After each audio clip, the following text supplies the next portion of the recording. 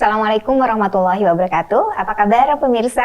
Mudah-mudahan semua dalam keadaan sehat, baik-baik saja gitu ya, secara fisik dan juga secara psikis. Di kesempatan hari ini kita akan berbincang terkait dengan bagaimana memilih informasi dan berita, dan apa serta siapa saja yang bisa dipercaya. Ini kalau ngobrolin berita berarti kita akan ngobrol dengan pakarnya. Karena program kita adalah program langkah pakar persembahan dari Universitas Ahmad Dahlan. Di studio sudah hadir, saya manggilnya Mas ya. Mas, ya.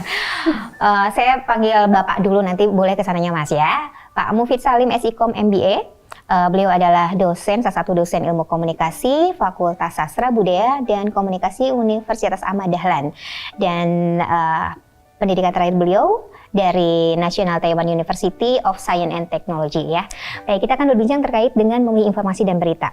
Sekarang kan lagi pandemi COVID-19. Kalau kita tiap hari baca berita gitu, tidak hanya berita mainstream gitu ya, berita media-media besar, karena sekarang kan sudah mulai siapapun bisa jadi jurnalis. Betul. Jurnalisme warga. Betul. Gitu. Saya sendiri suka sulit membedakan antara berita yang benar-benar berita, fakta, ataupun hoax gitu.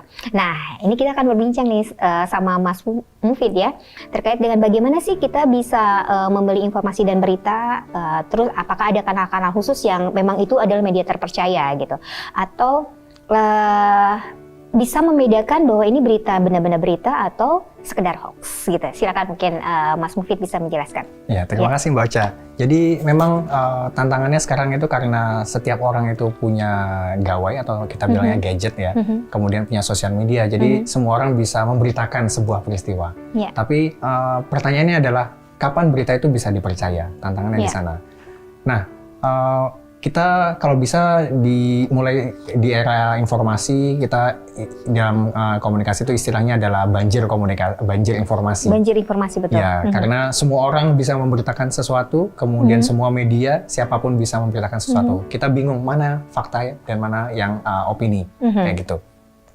Nah, di sini kita harus coba berangkat dari, kalau misalnya dari bahasa agamanya di Al-Hujurat ayat 6 disebutkan bahwa inja akum fasiku fatabayanu, kayak gitu kan. Jadi kalau misalnya ada orang fasik membawa berita kepada kamu, maka bertabayunlah atau teliti dulu supaya kita tidak menimpakan suatu musibah kepada suatu kaum yang kemudian kita akan menyesali. Bahkan Al-Quran pun sudah memberikan pemahaman bahwa kita juga harus bisa memilih dan memilah berita, begitu. Betul. Ya? Jadi di dalam Al-Quran sudah diwanti-wanti nih bahwa ketika kita menerima informasi, hati-hati sebelum kita menyebarkan. Oke. Kayak gitu.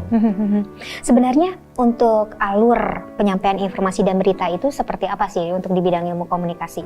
Ya, jadi kalau misalnya dulu kita ketika menerima informasi kan kita dari media-media mainstream bahasanya, atau media-media arus utama. Nah, biasanya mereka kan ada peristiwa di lapangan, kemudian jurnalis meliput, kemudian dari berita jurnalis itu dimasukkan ke meja redaksi, dibahas dulu, kemudian diolah dulu, kemudian setelah siap beritanya baru disampaikan ke publik. Tapi kalau sekarang kan enggak. Ada peristiwa di lapangan, di sana ada orang siapa, kemudian langsung dipublikasikan. Nah, apalagi masing-masing punya akun pribadi medsos. Betul. Nah, problemnya di situ. Ketika dulu media mainstream menyampaikan informasi di meja redaksi itu, informasi harus utuh dulu. Kalau di komunikasi kita ada 5W1H, kayak gitu. Nah, itu diolah dulu di meja redaksi. Kalau sekarang, ketika semua orang menyampaikan informasi, ada peristiwa apa, baru terjawab siapa pelakunya, langsung disampaikan. Padahal itu belum dikonfirmasi, kayak gitu. Maka di sini kita harus belajar untuk mengkonfirmasi sebuah berita. Ketika ada sebuah peristiwa, jangan langsung diterima mentah-mentah. Kita cari tahu, apakah ini peristiwanya benar, kapan terjadinya, kemudian siapa yang terlibat, apa saja, di mana, dan lain sebagainya. Karena kadang di tengah arus informasi, di grup-grup keluarga, kita tiba-tiba ada peristiwa ini. Kalau misalnya kita langsung terima, kita cenderung lebih panik kan? Betul. Kayak gitu. Nih, sebagai era yang benar-benar informasinya tak terbatas begitu ya, kenapa sih bisa informasi itu berbeda-beda? Karena kan mungkin kalau saya misalnya atau lihat orang sudut pandangnya berbeda-beda, persepsinya juga berbeda-beda. Nah, yang beda-beda itu agar kita bisa yakin bahwa berita itu benar atau enggak, ada nggak sih ciri-cirinya gitu?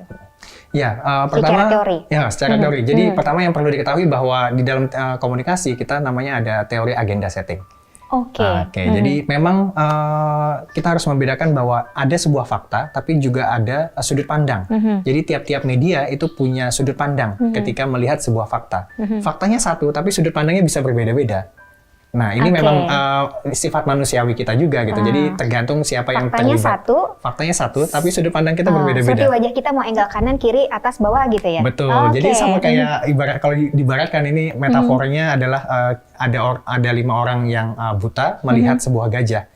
Yang pertama melihat belalainya, kemudian yang kedua melihat memegang kupingnya, kemudian berikutnya ada yang memegang ekornya. Nah, tiap-tiap orang ini mempersepsikannya seekor gajah itu berbeda-beda. Tapi tidak ada yang salah juga begitu. Nggak ada yang salah. Faktanya sama, cuman sudut pandangnya berbeda-beda. Itu yang membuat sebuah berita itu bisa berbeda-beda. Nah, di sini strateginya adalah bagaimana kita perlu mengcompare antara sebuah berita dengan berita yang lain. Jadi ketika kita menerima sebuah berita dari sebuah seseorang atau bahkan sebuah media, kita komparasikan dengan media-media yang lain. Berarti penting membandingkan gitu ya. Betul. Ya, sekarang sebagai orang yang pakarnya di komunikasi begitu ya.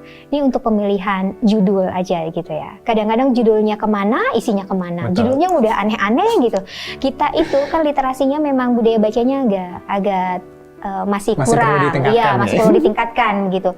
Nah, bagaimana menyikapi seperti itu? Jadi belum apa-apa kita melihat aja judulnya gitu, kita udah langsung membentuk persepsi sendiri.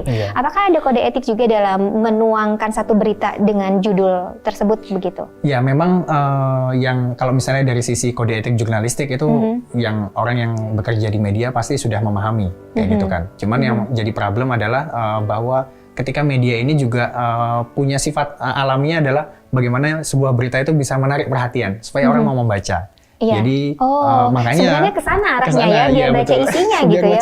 Tapi belum baca udah langsung disebarin gitu ya. Betul. Apalagi sekarang ada berita apa udah screenshot kayak gitu kan? Iya betul. Nah ini yang bahaya karena judulnya apa itu kan biasanya judul tuh hanya part yang hanya bagian kecil saja dari yang diberitakan dan itu cenderung yang berusaha untuk menarik perhatian. Makanya ketika kita cuman membagikan screenshot berita itu sangat berbahaya.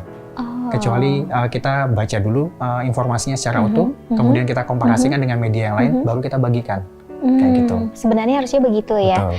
Nah ini ada nggak sosialisasi untuk penyadaran gitu, penyebaran berita biar itu tadi karena dalam agama pun sudah diatur gitu dalam Al-Quran sehingga kita tidak menyebar fitnah karena akhirnya nanti menjurusnya kepada fitnah. Betul. Ada nggak sih undang-undangnya sampai ke sana gitu? Ya, tentu ada undang-undangnya juga, ada undang-undang ITE dan lain sebagainya. Cuman memang sekarang yang perlu kita tekankan adalah bagaimana kita membangun masyarakat yang literasinya bagus, kemudian kita kritis secara individu dan membentuk opini kita sendiri. Jadi membentuk opini sendiri. Nanti kita arahkan ya bagaimana bisa membentuk opini sendiri dan itu juga bisa mencerdaskan bahkan mungkin menjadi satu wawasan yang baru. Kita harus jeda dulu. Mas Mufid, nanti kita akan lanjutkan lagi untuk bagaimana kita harus bisa memilih informasi dan siapa yang harus dipercaya gitu ya. Tetap bersama kami dalam Langkah Pakar.